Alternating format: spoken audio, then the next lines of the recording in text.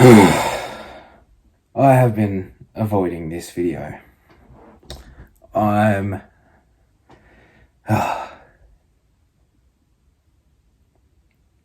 my life.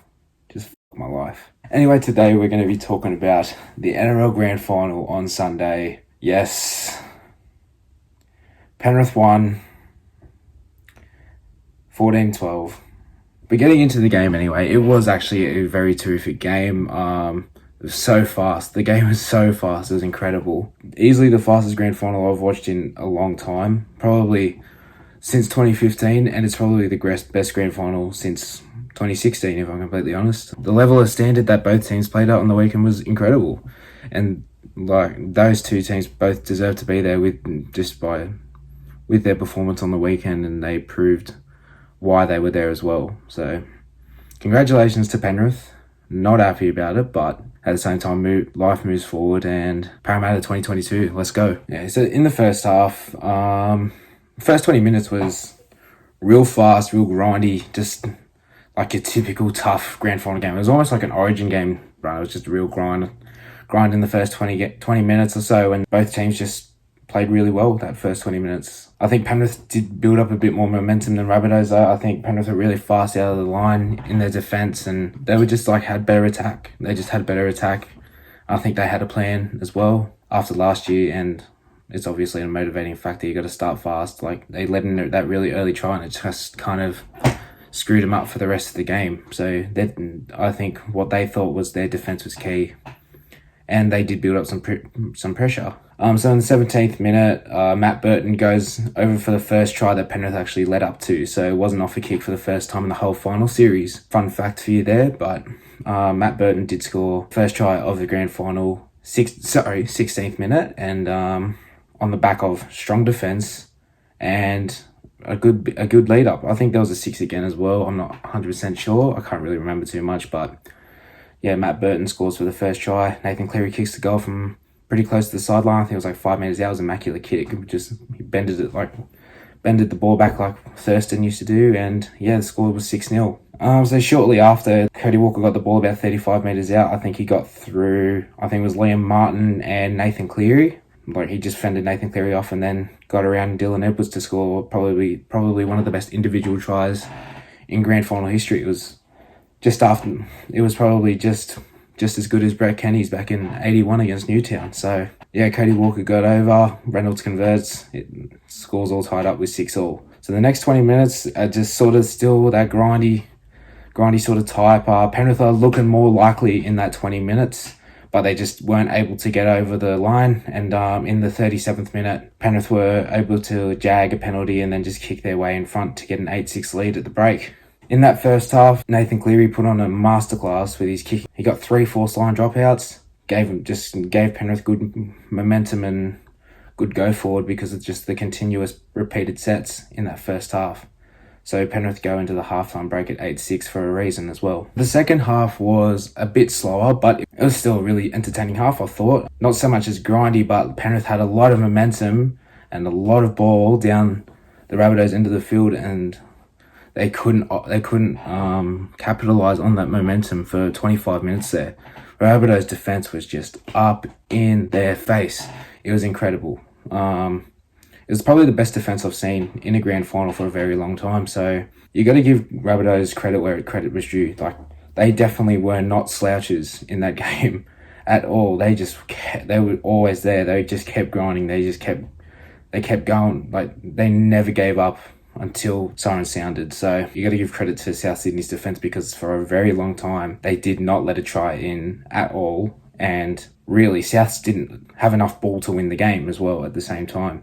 But that was just because Penrith's ruthless pressure on the ball, ruthless attack, and Nathan Cleary's ruthless kicking game, if I'm completely honest as well. So but yeah, for 25 minutes there, Penrith just couldn't crack through, and they pretty much had all the ball. And even in the 44th minute, Adam Reynolds got a penalty goal away to make the scores level at 8-8. So not only did South Sydney defend for 25 minutes straight, pretty much, they got the ball down to the other end of the field and they converted off it to equalise the game. So what happens next is Rabbitohs get a 7-tackle set when they're starting to build some momentum, and then a left hand short side play just goes wrong for South Sydney. Cody Walker, he gets the ball and he has two options. He can either go short to Gagai or he can go long to Alex Johnston. And where's Stephen Crichton's position? It is perfectly in between Dane Gagai and Alex Johnston. The way he stands, he's got the ability to jam in on Dane Gagai, or he has the ability to go for that big intercept or get over to Alex Johnston quick enough because he's just in that correct position. So defensively, Critter did a masterstroke. Cody Walker decides to throw the ball long to Alex Johnston. And with Crichton's instincts, he's played a lot of sports. So he plays the basketball, touch footy, OzTag, rugby league, probably chucking soccer and AFL in there as well. And he's just got these incredible instincts to know when the ball's going to be in the air and then what time he should pounce. So when Cody Walker passes the ball long to try and find Alex Johnston, Critter was instantly on it and jumps up with his big 6'3" frame, catches the ball and goes over for a try underneath the post from an intercept. It was probably the most clutch play of the game because I think if Rabbitohs get that ball, they go through and they score a try. So the outcome could have been very different for the Penrith team at the end of the game. So they owe a lot to Critter for that one moment, to be honest. So it was probably one of the bravest grand final plays I've ever seen, but also one of the best grand finals I've ever seen as well. So Critter scores a try, Nathan Cleary kicks a goal, obviously. They go to the lead 14-8. The next thing we know is Rabbitohs get the ball back. So they get some momentum down the other end of the field and they start building it. And then in the 74th minute, Alex Johnston gets over for a try with a great lead-up play. So it was similar to Burton's, but it was just a great lead-up play. The defense really couldn't have done much more. Critter couldn't have done much more to stop that try. It was just really smart defensive play. And most players wouldn't score that try either, I don't think. Alex Johnston gets over for the try and the score's 14-12. Now at this point, we all know that Adam Reynolds has had a bad groin, which is a very difficult, complex injury to cope with. And also the pressure of trying to kick the grand final goal to equal the game with 5 minutes to go is another level. So you've got two factors in there, which are two huge major factors. So if he kicks a goal, fair credit to him, it's a mad effort. So unfortunately, as we saw, Reynolds tries to convert the goal right on the sideline, and it starts swinging back. And then God must have taken a breath, pushed that wind out, pushed the ball out to the right-hand side, and Adam Reynolds misses the goal, and Penrith is still in the lead, 14-12. The next 5 minutes, Penrith's just trying to hold on, and Rabbitohs are trying to do anything to either equalise the game or try and win the game. Adam Reynolds tries to get the 2-point field goal in the 79th minute, and it just goes short. It bounces over the crossbar though. So I'm not too sure, but I remember playing rugby league live back in the day. I don't know if this was a glitch or not. If it bounces over the crossbar, it was considered a field goal. I don't know if that's the rule anymore. Penrith get the ball back, just, get on the ground, get through the tackles, and just wait for that final siren. And they did that. And I saw Nathan Cleary's look, I think it was 5 seconds to go, his last tackle. And he was still I'm not, you could tell in his eyes, we have not won until that siren has gone and the ball is in our hands and the play is dead. So credit to him being in the game for the whole 80 minutes because a lot of people would have clocked out by that point and started celebrating straight away, like my parents were. And Penrith get the goal. Penrith get the win. That was the second half. Penrith win 14-12.